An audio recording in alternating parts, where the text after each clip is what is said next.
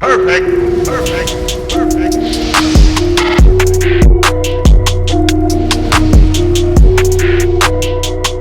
Philadelphia 76ers drop Game 4 to the Atlanta Hawks by a final score of 103-100. The series is now tied at 2. Joel Embiid played his worst game in a long time.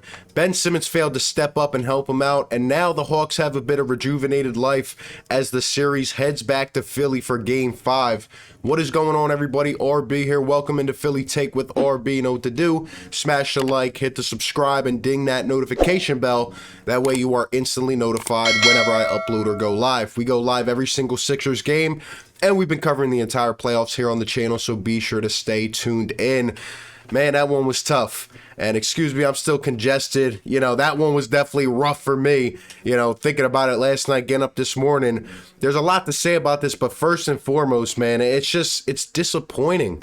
It's disappointing when you have a game where the Atlanta Hawks shoot 36% from the field. They shoot 30% from beyond the arc. Trae Young goes 8 for 26. Bogdanovich 9 for 24. And those two were the only scorers in the 20-point range, man. 25 for Trae Young, 22 for Bogdanovich. No other player on the Hawks had above 14 points. They shoot that terrible. That, you know, Joel Embiid plays this bad. The Sixers shoot this bad from the line, and we're still in the game in the final moments. And there were so many opportunities down the stretch, and we essentially lose this game, and we feed the life back to the Hawks, man. They're a young, hungry team. They're going to be gritty. They're going to grind you out. And we had a chance to go 3-1 going back in front of our home fans to finish it off, and we just squandered it, man. We just squandered it, and it's as simple as that. It's very disappointing. Now, let me get this straight first and foremost. I do think the Sixers can and will win this in 6 games. I'm not worried at all about the Sixers winning this series. But, you know, to have to go through this extra process, go through this extra stress, right? Especially on a guy like Joel Embiid, well, that's rough for us. It definitely is rough, especially with the other series with the Nets and Bucks going further. You know, we could have essentially had more rest time, and it stinks. It definitely stinks. Now, there is one thing there where I'm definitely concerned about this team winning this series, and that's with Joel Embiid, right? If Joel is healthy, and this goes back to the same thing that has hinged this entire series, and that I said it would depend on from my initial preview. I said if Joel is banged up and he's not completely healthy, this could go 7 games, and it very well might. It is now a best-of-3 series, and we have to take 2 on our home floor from the Hawks. That's fine, but it just should not have came to this. It's like, where do we start, man? You know, Doc Rivers said this team got outworked the entire game, and we did. The first half, we actually came out pretty strong. The Sixers were going, you know, through their regular motions. We were knocking down shots. At halftime, we were shooting 63% from deep. Guys were getting involved. Joel wasn't even having a good game, and we were still dominating the Hawks because they could not shoot a lick. It really looked like on their home floor, they were about to suffer a second straight to the Sixers, and it just looked like they were done. It looked like they were done. But at halftime, the momentum, the energy, everything completely flipped, and the Hawks just absolutely aggravated us. They outplayed us. They out-rebounded us. They out-hustled us. All of the little things went in the Hawks' favor in the second half. And you know what? They just came back, and the Sixers choke an 18-point lead. We give it back to the Hawks, you know, possession by possession down the stretch. We get down to the last couple minutes. Furkan Korkmaz takes a terrible 3-point shot. And then, you know, in the biggest moments, after a couple buckets back and forth, you know, Furkan hit a big 3. Collins hit a big 3. The Sixers are down, and essentially they have to make a huge stop with the game on the line, and they do. A great trap on Trae Young up top. They kick to the corner. They kick it down low. Capella cannot handle it. Out of bounds. The Sixers have time for 1, and we get the look we want. Joel Embiid, and this was kind of just, you know, the entire night in a nutshell. Joel and Ben, you know, not being able to convert in the biggest moment. Joel Embiid goes for the game-winning layup, and he misses. And Ben Simmons can't corral the rebound. It goes out of bounds. And it goes the other way, man. And then again, we still had a chance to at least tie it up and shake Milton up top. You know, passes up pretty much what could have been the game-tying shot. Curry has to double clutch it, and the game is over like that. But it's just disappointing. Should have never came to that.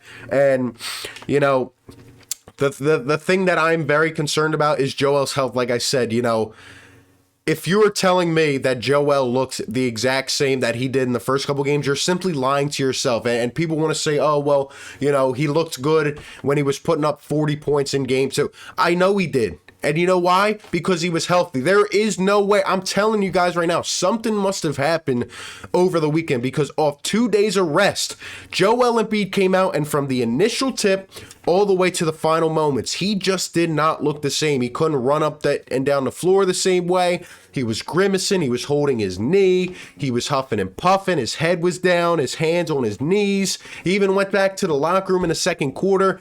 Doc doesn't know what happened, but I'll tell you what happened. There's something really bothering him, and that's one thing that could honestly steer the series in the Hawks' favor. Like, if Joel is not healthy, like, everybody is completely confident. And again, I am completely confident that the Sixers will win this, because I think Embiid's going to come back out and be all right, and he's going to use this game. He knows he played terrible as motivation. But if he is not healthy, well, if he was to come out and look the same way next game and we slip one and go back to Atlanta down 3-2, then we're in a tough predicament, and we definitely have to keep that into consideration. But something is up with Joel Embiid. That man, mentally, physically, he did not look the same yesterday.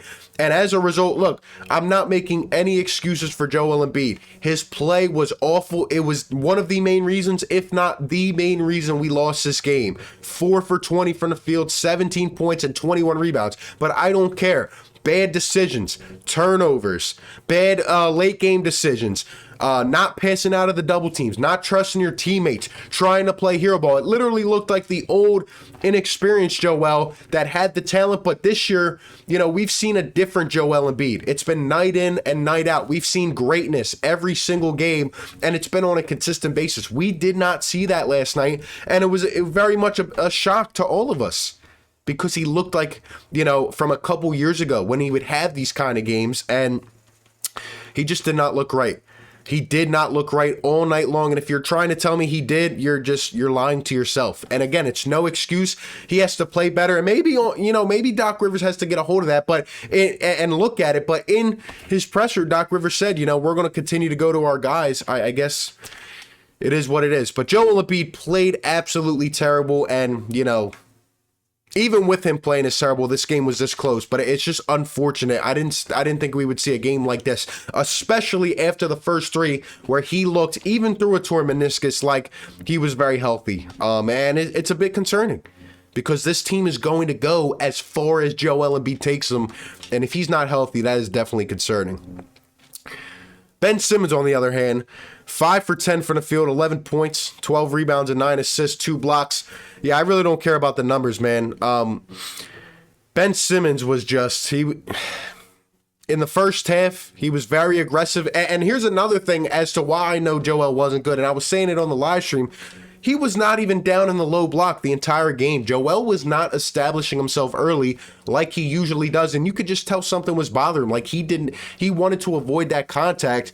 And, Ben was very aggressive in the first half, and I really enjoyed it. He was kind of taking the burden off of Joel. But when the second half came, Joel goes 0 for 12, and I think Ben had 1 shot attempt in the entire second half or something like that. He had, no shots in the fourth quarter? Like, that is unacceptable. And for a $30 million, max contract player, and we assume that Ben was healthy, right? It sucks. And even in the post-game presser, Ben came out and said, I have to be more aggressive.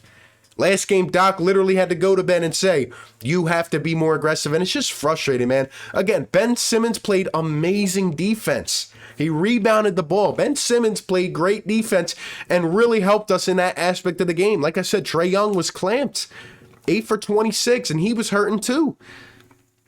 But nobody else really got going for the Hawks, and Ben Simmons has to step up and be more confident and more aggressive, and it just sucks, man. Like, only in Philadelphia do we have this kind of predicament here, where we have a man who has literally potential out of the roof, but it has to be drug out of him, and you don't know what you're going to get night in and night out. Could we have run it through Ben more? Probably, but it's just like, I don't care, man. You're a max contract player. You got to step up and take the reins yourself, man. Sometimes you just got to take it. And he literally, admitted that post game. And it's unfortunate, man, because if Ben's a little more aggressive, if Tobias is a little more aggressive in the fourth quarter, we win this game. And we should not, like, great teams don't have to literally, ask their stars to be more aggressive. It just happens. It just happens. But, Ben, again, I feel like every game is two tails for Ben Simmons, man. First half was great. I thought he was being aggressive, finding his looks. In the second half, he just shut down.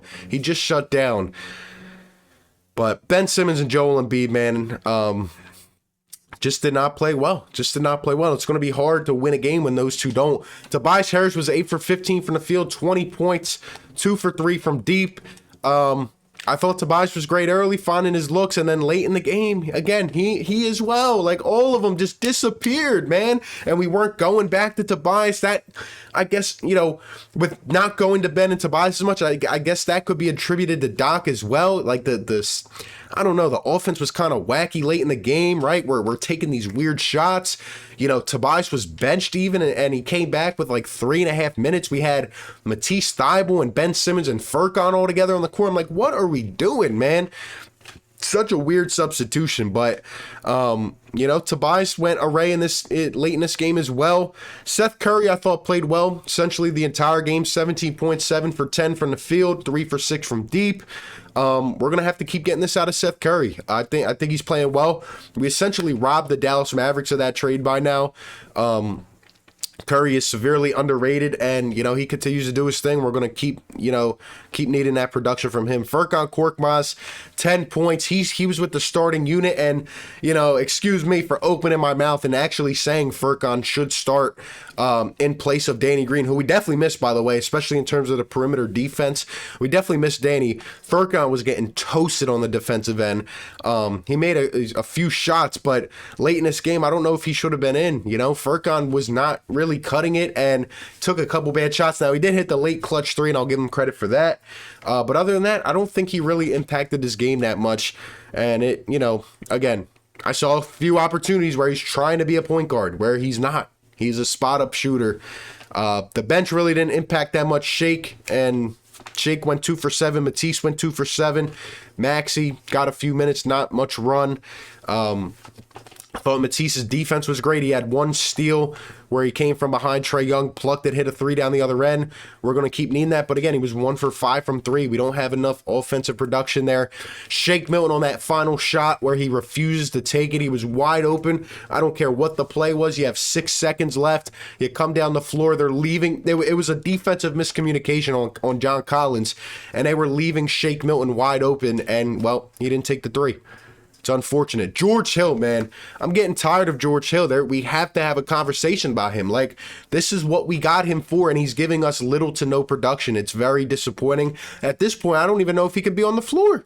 That's how bad he is playing right now.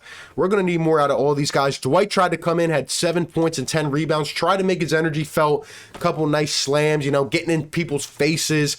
John Collins, I thought, played really good in terms of energy levels for the Hawks. Like, he really ramped up that team, especially with Trae Young struggling a bit.